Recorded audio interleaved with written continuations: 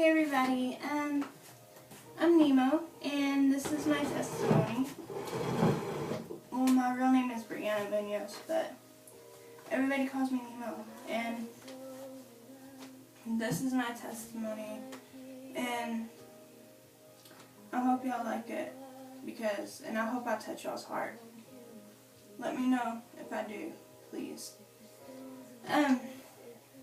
It started when I was 10 months old, and my family and I were up late one night. I was fine, and it was like a sudden thing. I go to bed around for 2 hours at the most, and my mom, she comes to check on me, and she heard me gurgling, and she told my dad to turn on the lights because something was wrong with me. And so when he did, my mom, she was in just dismay. She didn't know what was going on. I was shaking. My crib was drenched in saliva. And when my mom rolled me over to pick me up, my eyes were rolled back, and we didn't have any idea why. And so my mom calls 911. And when they get there, they tell us I'm having seizures, but they're not equipped for children. So they send me we have to wait for Children's Cook's Hospital ambulance because it was too foggy to fly. And so, once they got me, they immediately got me into a room. They told my parents to be patient and that they had that they would have everything under control. They put me on some seizure medicine and everything was getting okay, but they wanted to keep me for a couple of more days. So, but on the 4th day, everything came back, and my mom kept on telling the nurse that something was wrong because in the middle of the night, I would twitch. I would have little seizures. They call it grandma seizures. And when Dr. Crawford came in, my mom told him to check on me because she didn't think everything was okay. And when he did, he touched my head, and he said that I needed to be immediately taken to get a CAT scan. And so, eventually the doctor came out and told my mom to sit down because it was possible that I was only going to live for only 2 hours. And so, she called everybody, and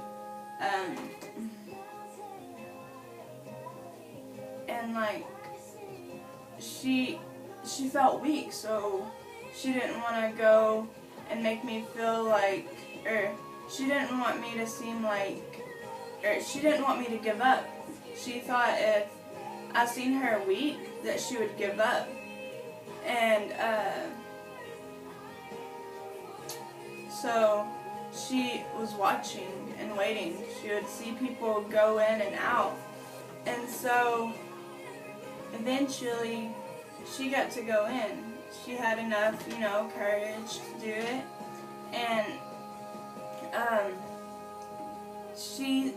when she seen me, her legs just went to rubber. I mean, she's seen everything, doing everything for me, and I was pretty much dead. Like, literally everything was doing everything for me. And so she had to get out of that room because, she was starting to feel weak. And so she went into the hallway and she was about to start questioning God. And she asked him to regain her strength in him and to help her know that everything's going to be okay. When she said that, she felt a hand on her shoulder. And when that hand touched her shoulder, she felt the most amazing sensation that she can't even explain to me today, like, how it felt. It was so powerful, and she knew right on top of her head that it was God's touch. And so she knew after that everything was going to be okay. And a little after the doctors came out, they didn't know how and they didn't know why, and they didn't question why, but I was slowly but surely coming through. And the Dr. Kelfer, said that it was probably my mom's faith that brought me back. But hold on, sorry.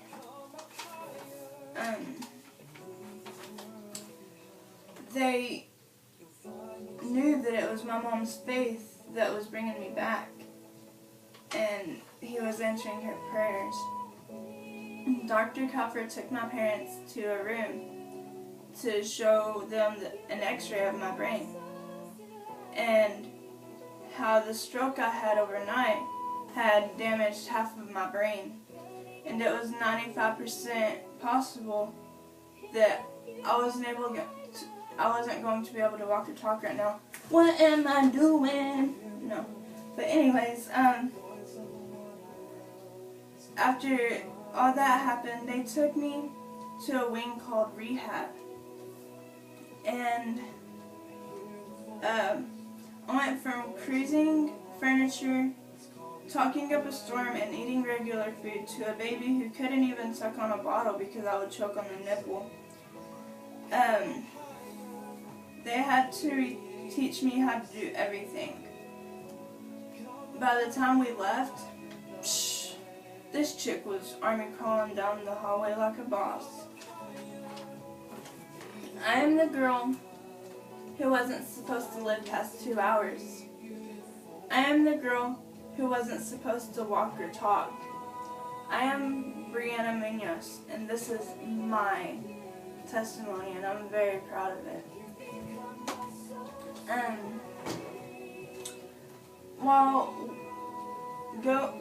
While living my right side, it would be like this. I mean, it would be so tight that I had to keep it to myself. Excuse me. And when I walked, I would walk on my side of my foot, like on my right side of my foot. And going to school, it was hard. It was the hardest thing I've ever done. I was bullied, I was called names, I was called ugly, fat, a loser, a freak, everything. And so I wrote stories because I didn't want to figure everything out in anger, you know. I didn't want to start fighting. And I would write stories, and I would kill the person who made fun of me in that story. They had a really bad near-death experience, and, well, when that didn't work, I would cut myself, and I would tell my mom that it was an accident, but it wasn't. I regret so much that I did that because, you know, you need to be proud of who you are. You don't need to just sit there and do certain stuff. You need to be proud of being disabled, or you need to be proud of being chubby. But anyways, I moved to Snyder, Texas.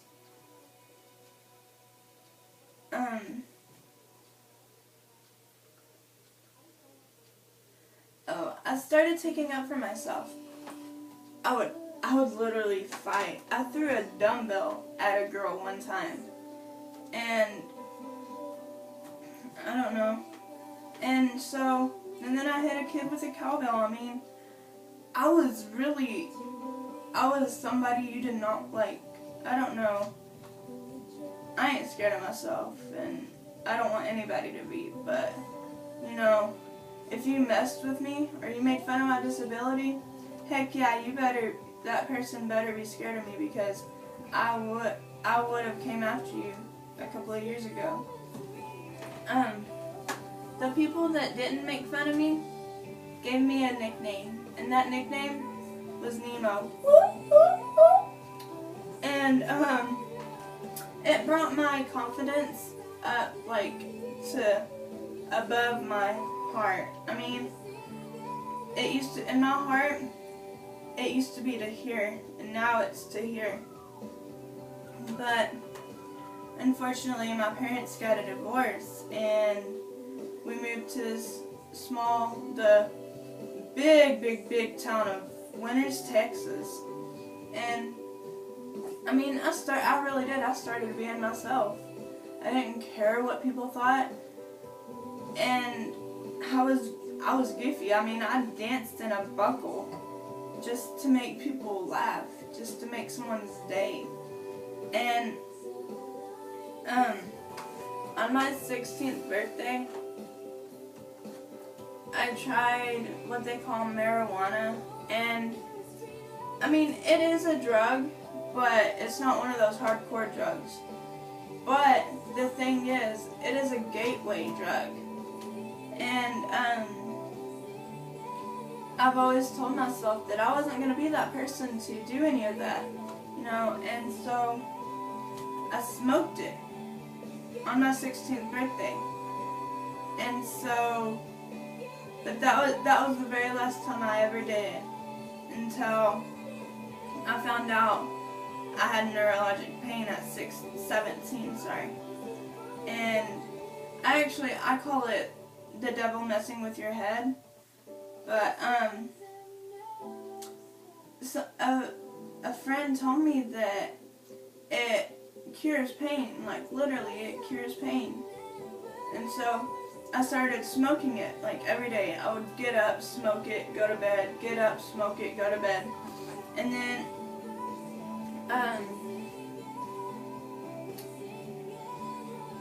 eventually it led me into partying, like, non-stop.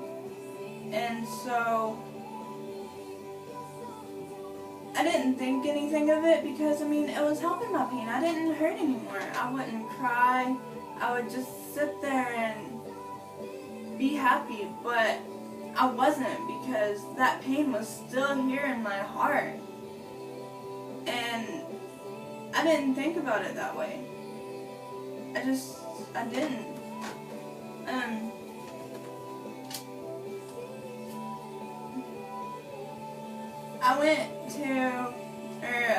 I had a friend that introduced me to the church called Bluff Creek Cowboy Church. That church is, well, you didn't see that.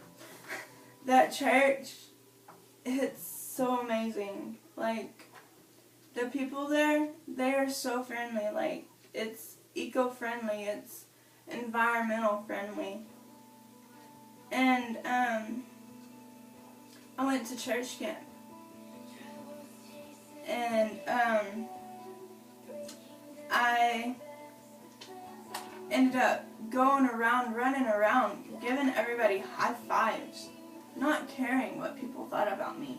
And I still don't today. Like, for real, someone could walk up to me and say, "You look like a gorilla," and I would walk away